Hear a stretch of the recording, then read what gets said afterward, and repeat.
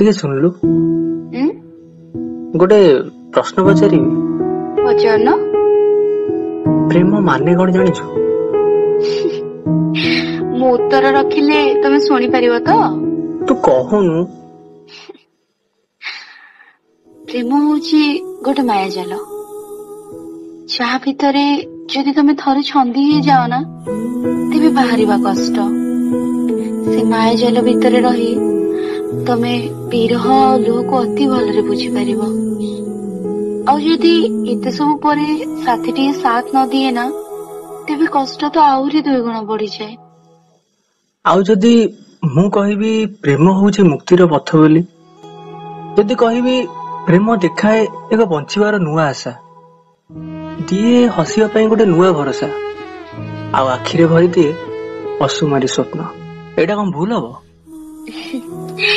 ତାହେଲେ ବୋଧହୁଏ ତମକୁ ଠିକ ଜୀବନ ସାଥୀଟେ ମିଳିଯାଇଛି। ତାହେଲେ କେବେ ହଉଛୁ କଣ ଯେ? ମୋ ଜୀବନ ସାଥୀ? ହେତ୍। ଟିକେ ଶୁଣିଲୁ।